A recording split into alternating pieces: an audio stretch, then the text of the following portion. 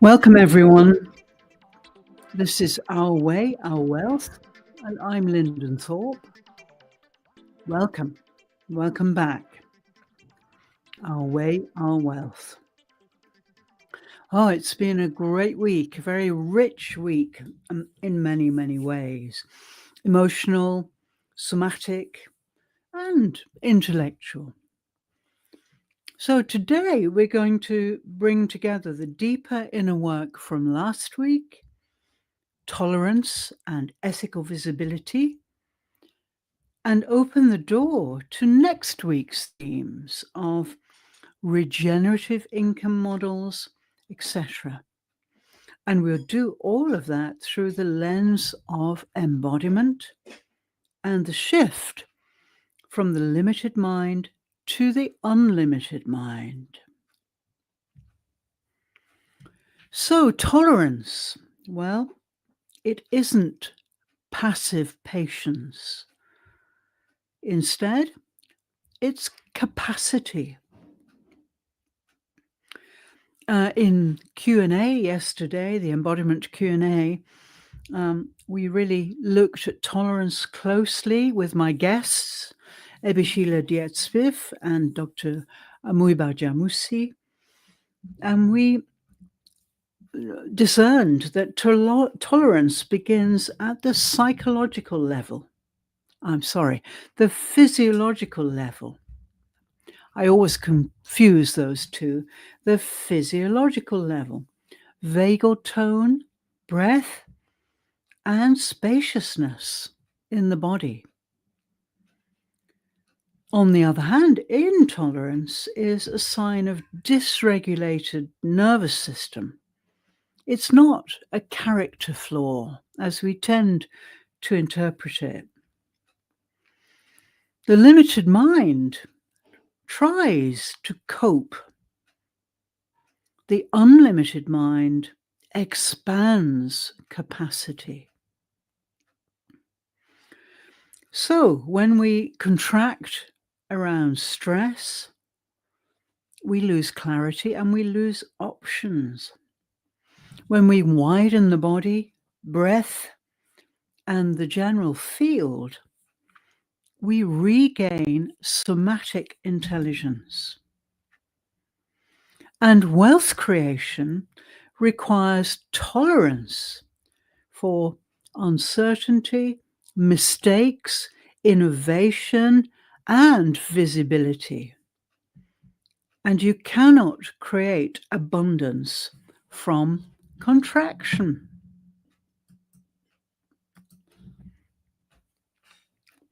So tolerance is not about putting up with things. It's about increasing our internal bandwidth so we can stay connected to the spirit, to purpose, and to possibility. This last week, we looked at ethical visibility, and we defined it as embodied visibility. Really, ethical visibility is all about being seen without distortion, communicating truthfully without manipulation, showing up aligned in body, spirit, and mind. And in this week's masterclass on Wednesday, people realized visibility is an energetic act. It's not a marketing tactic. The heart field communicates long before the brain speaks. And when the body is offline, really, visibility feels very dangerous. and it often triggers imposter syndrome because of the incongruity. Yeah, my experience is so different. With my Aboriginal tribal people, I learnt how to use my whole body to listen, to detect vibration in the world. Through my Buddhist pathway, I've learnt about heart-led communication and compassion. And in my life as a teacher, educator, guide, and so on, then I really have always put presence before performance. And if we want to talk about wealth, which everybody seems to be doing these days, then wealth follows coherence. The more ethically and energetically truthful we become, the more the right people recognize us.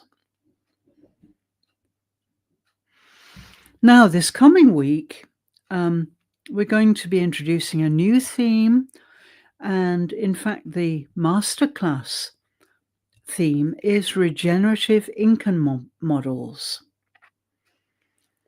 Yeah, this is very important because most people operate in extractive models. In other words, burnout, overwork, scarcity. But regenerative models are the very opposite. They replenish the creator, they stabilize income, they grow from authenticity, and they align with the nervous system, not against it. And this links directly to embodiment work. So just briefly, to give you a little sneak preview, the regenerative income models we're going to talk about have 4 qualities. Number 1, they are sustainable. They can run without exhausting the creator.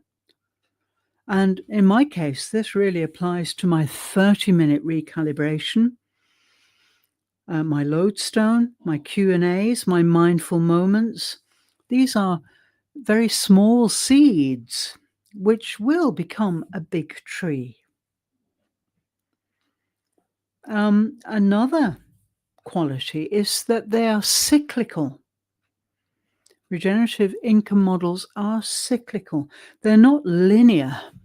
In other words, produce more or die. They follow seasons of visibility, creation, rest, and delivery.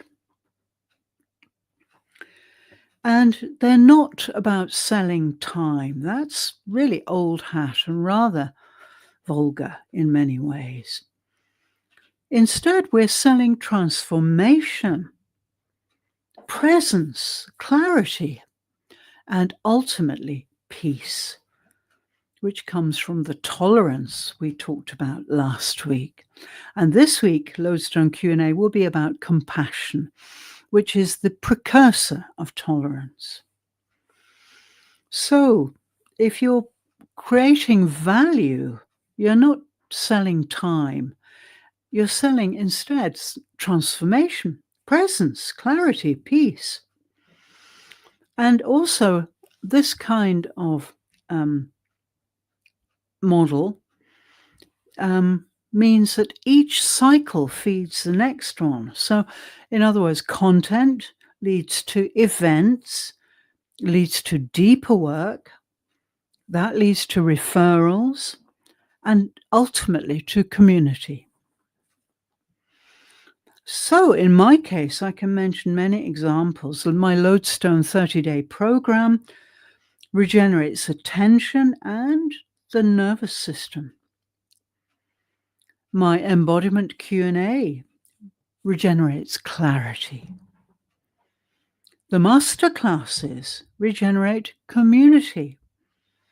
And my audio work like our way, our wealth, regenerates energy. So this really is your core, unique angle this week as it looms ahead of us.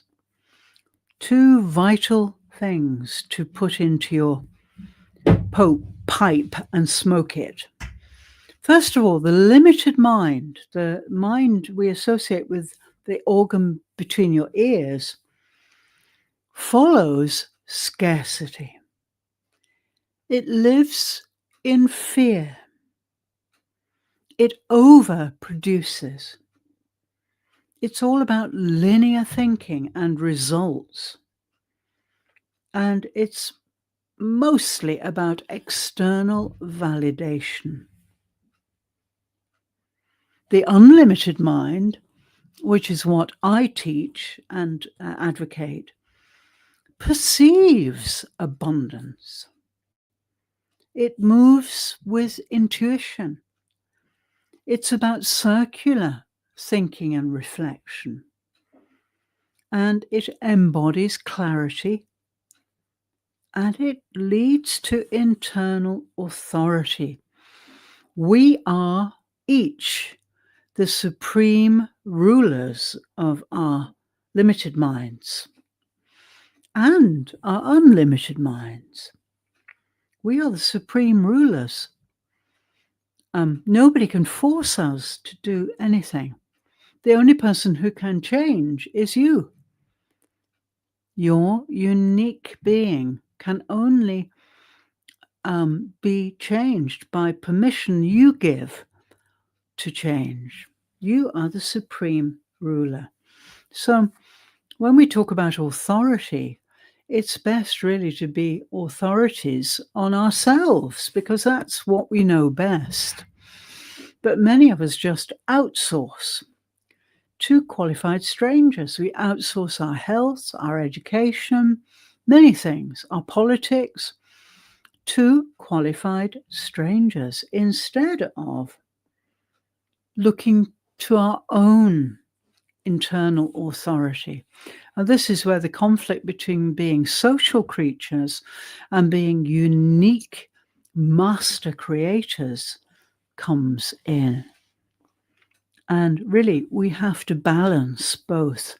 It's all about balance, the middle way, as Buddhists refer to it. No extremes. We're going down the middle way. Now, this week's theme is regenerative business models. So, of course, income is going to be talked about. The extractive models come from the limited mind, as I mentioned, and they require constant output, non-stop. And we see that quite often, unstoppable. But that really is just a sham because we have to stop. We have to balance. We have to rest and so on. On the other hand, regenerative models, as opposed to extractive models, come from the unlimited mind because energy creates energy. Like attracts like. And the body is the gateway. And when the nervous system is truly regulated, we make very different kinds of decisions. We're more creative. We're more spacious. We come to high yield decisions that the limited mind has no idea about and can in no way access. So truly, when you are embodied, you produced one piece of content that feeds 5 channels. When you're disembodied, you produce 5 pieces of content that feed nothing. So this week's masterclass will be very interesting. Um, um, we're going to talk about the shift from hustle to flow. I don't believe in hustling. It's very short-lived. It's rather aggressive. The word itself is very aggressive. I believe in flowing, and I know that my business is about the wide river flowing on, and I am that river. And rivers never stop flowing. There may be a drought, but that river will go underground and continue to flow. And then when conditions change, it will re-emerge and flow. Water flows always towards the ocean. And that's a really key issue to think about. Regenerative models that are sustainable really honor our biology and our spirits.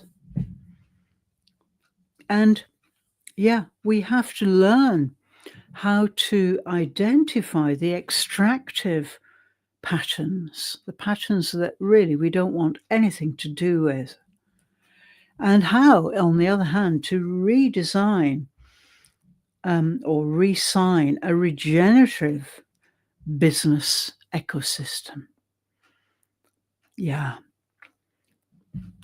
Cyclicity, I love that word. Cyclicity really is the key. And in terms of my own masterclasses or my event series, I've now run 4. This is the 4th one, and we're coming to the end of that 4th one. This week is week 10, and so we have really only 3 more weeks after that. And we've completed cycle 4. And I tell you, each cycle has been the most extraordinary experience. I've learned so much from each cycle, and we've evolved through those cycles. So cycles are a really good regenerative model. And yeah, we're also going to talk this week in the masterclass about short embodied practices that help us really recognize the vast difference between the limited and the unlimited mind.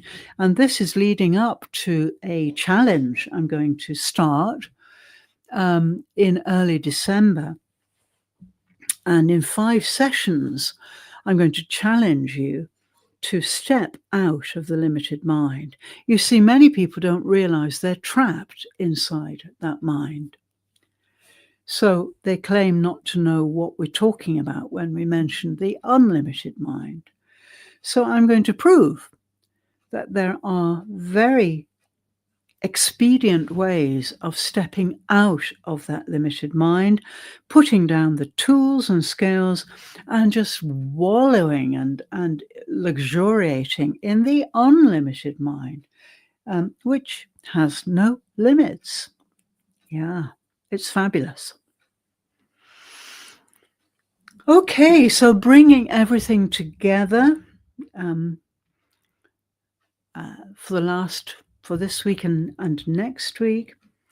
Last week, we built tolerance and ethical presence. This week, we're going to step into regenerative wealth and regenerative living. And these are not business strategies. They are rather energetic upgrades. Please reflect on this. We're coming to the end of our session now, but until I come back and speak to you tomorrow more on this topic, please reflect and ask yourself, where in your life are you still operating from extraction? And where is your system longing to regenerate? In other words, you are draining yourself, you're leaking energy, okay, when really recycling quality content, live sessions, etc., videos and so on, recycling them is so much more sustainable and gives your audience a really good chance to get to know you. That's really important. So ask yourself that question: where in your life are you still operating from extraction, and where is your system longing to regenerate?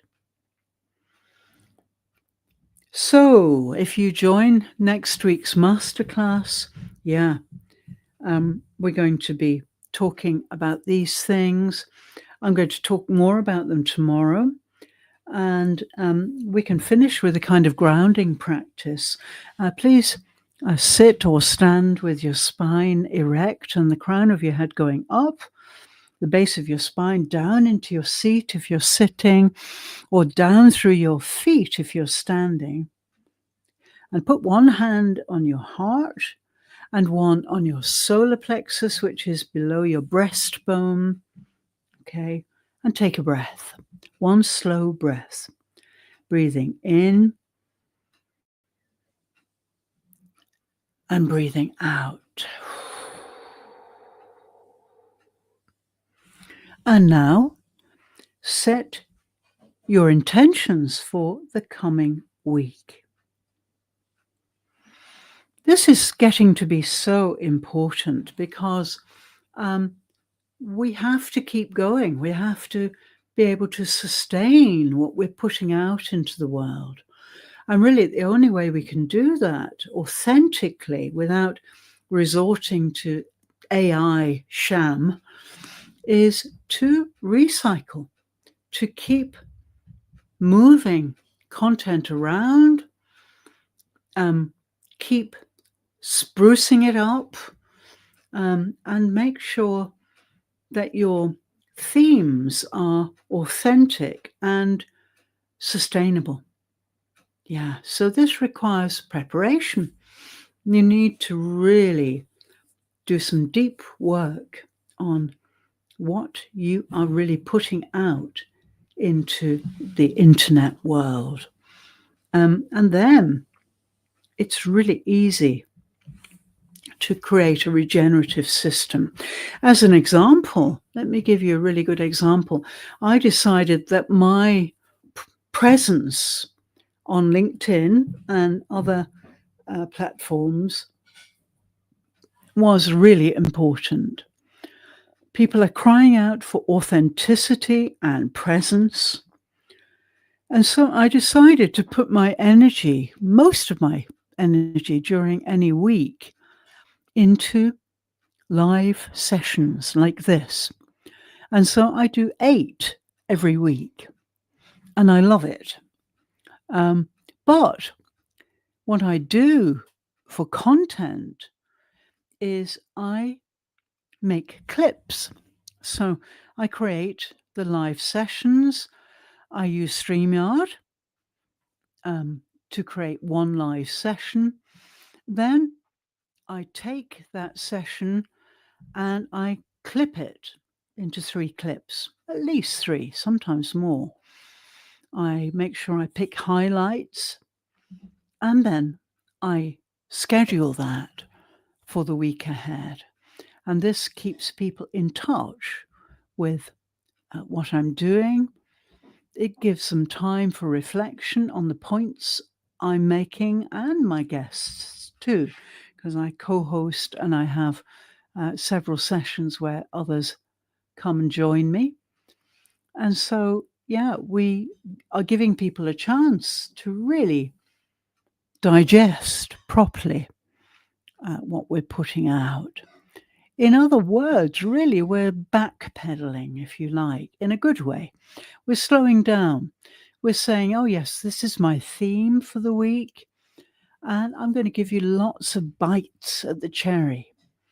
I'm going to give you an audio session here, a video session there, a discussion session here, and then I'm going to recycle that in small chunks with edifying posts or articles to stimulate everybody on as many levels as possible.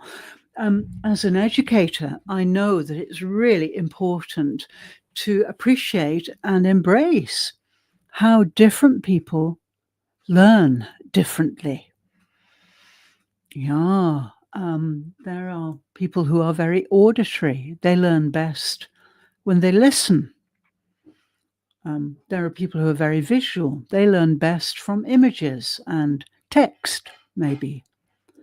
And there are people who are kinesthetic. They love movement. And so videos with lots of frames in them that change constantly will suit that kind of learner. And there are those who combine several of these types of learning. For example, I'm audio-visual. I love listening and I love the visual too. But some people are only one type of learning. And then we have to take into account inclusivity. And so there are so many people now in the world who have very short attention spans. We perhaps call it ADHD, depending on the severity of this attention disorder. Then there are people with impairments, hearing impairments, all sorts of impairments, and we have to be inclusive. And so I make sure, for example, with my live events, usually I use a voiceless presentation. In other words, I make slides with animated captions on them, and maybe a couple of videos with captions too, so that right at the beginning of any session, anybody and everybody can really get the picture of what's to come. It prepares them, it gives them imagery and vocabulary for what they're going to encounter. And yeah, I'm having a lot of good reactions to my voiceless videos. This means I feel very strongly I'm including everybody, no matter what their state and what their status.